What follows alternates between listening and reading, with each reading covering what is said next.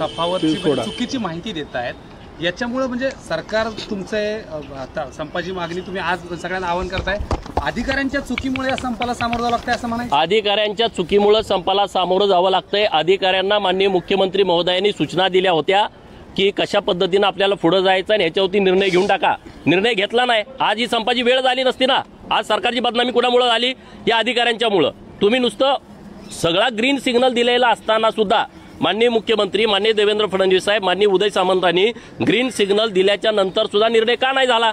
आज लोक संपावरती गेलेत, आज आंदोलन सुरू आहे, आज राज्यामधली परिस्थिती तुम्ही बघताय आणि मग आम्ही भूमिका अशी घेतली, जर राज्य सरकारकडे सातत्यानं पाठपुरावा केल्याच्या नंतर सुद्धा जर निर्णय होत नसेल, मग आम्ही सरकारमध्ये असलो तरी काय आम्हाला फिकीर नाही, आम्ही लोकांच्या बरोबर राहू, आम्ही कर्मचाऱ्यांच्या बरोबर राहू, कारण बोलणं आम्हाला खावं लागतं ना। आम्ही मागे कर्मचाऱ्यांची भूमिका घेतली, कर्मचाऱ्यांच्या बाजूने आम्ही ठामपणे उभा राहिलो, आम्हालाही लोक टीका करतात समोरून। म्हणून आज आमची भूमिका स्वच्छ आणि स्पष्ट आहे। आम्ही या एसटी कर्मचाऱ्यांनी जो उत्स्फूर्त बंद पुकारलेला आहे, संप पुकारलेला आहे, त्या संपाच्या सोबत आम्ही आहोत आणि सरकारनं तात्काळ यावरती निर्णय घ्यावा। बाकीच्या ज्या किरकोळ गोष्टी आहेत त्या नंतर बघू, पण आता त्यांना राज्य सरकारच्या कर्मचाऱ्याच्या प्रमाणे आम्ही जो फॉर्म्युला त्यांच्याकडे दिलाय किंवा आणखी काही वेगळा फॉर्म्युला सरकारकडे असेल तर त्यांनी सरकारने आज घोषित करावा, उद्या घोषित करावा, म्हणजे एसटी कर्मचारी संपावरती जाणार नाहीत। तुमचा जो प्रश्न आहे की व्यवस्थापकीय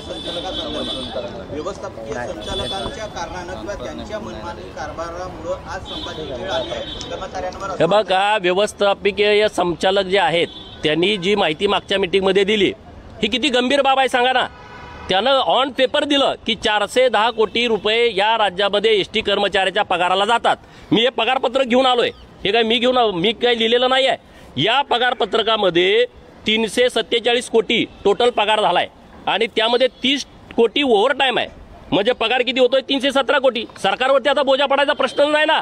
जर तुमचा व्यवस्थापकीय संचालक म्हणतोय की आम्हाला 410 कोटी रुपये महिन्याला खर्च होतात, आमचं साधं सोपं म्हणणं आहे की 410 कोटीत आमचा 7व्या वेतनाप्रमाणे आम्हाला पगार मिळू शकतो। तुम्हाला काय वाढवायची गरजच नाही ना। तुमचा एमडी तुम्हाला देतोय ना की 410 कोटी महिन्याला खर्च होत आहेत आणि मुळामध्ये खर्च किती होतोय? 317 कोटी। तफावत कितीची आहे तुम्ही बघा, 93 कोटीची तफावत आहे।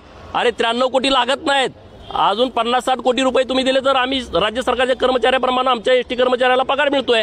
हे जे सगळा अनागोंदी कारभार चालू आहे ह्या अधिकाऱ्यांचा आणि त्याच्यावरती कुणाची वचक नाही आणि म्हणून आमचं म्हणणं आहे की जे 410 कोटीचं मागच्या मीटिंगमध्ये एमडीने दिलंय तशा पद्धतीनं तुम्ही पगार उद्यापासून लागू करा, विषय संपला। पण आता एसटी कर्मचारी मागणी करतायत की भाजपनं आंदोलन केली होती, मग त्यांनी आंदोलन करून पण मग विलिनीकरण का झालं नाही? आज हे बघा, राजकारणात जायची आवश्यकता नाही। आज तुम्ही किती टक्के बंद आहे तुम्ही सगळे माहिती घेतलेली आहे, तुमच्याकडे माहिती आलेली आहे।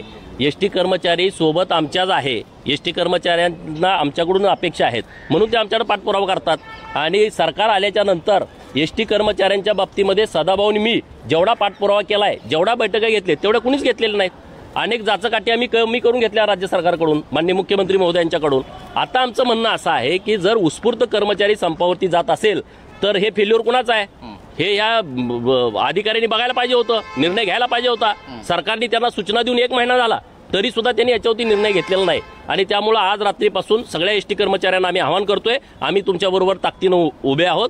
तुम्ही आजपासून चक्काजाम करून टाका। एसटीला जोपर्यंत पगारवाढ मिळत नाही आणि राज्य सरकारच्या कर्मचाऱ्या एवढं वेतन त्यांना मिळत नाही तोपर्यंत आपण संपावरती जाऊ। बरं, विलिनीकरणाच्या मागणीवरती अजूनही तुम्ही बघा, विलिनीकरण हा विषय वेगळा, विलिनीकरण हे करता येत नाही, हा विषय एसटी कर्मचाऱ्यांच्या पूर्णपणे लक्षात आलेला आहे। जे राज्य सरकारच्या कर्मचाऱ्याला मिळतं ते एसटी कर्मचाऱ्याला मिळणं हा आता पर्याय सरकारच्या पण समोर आहे आणि आमच्या कर्मचाऱ्यांच्या पण समोर आहे।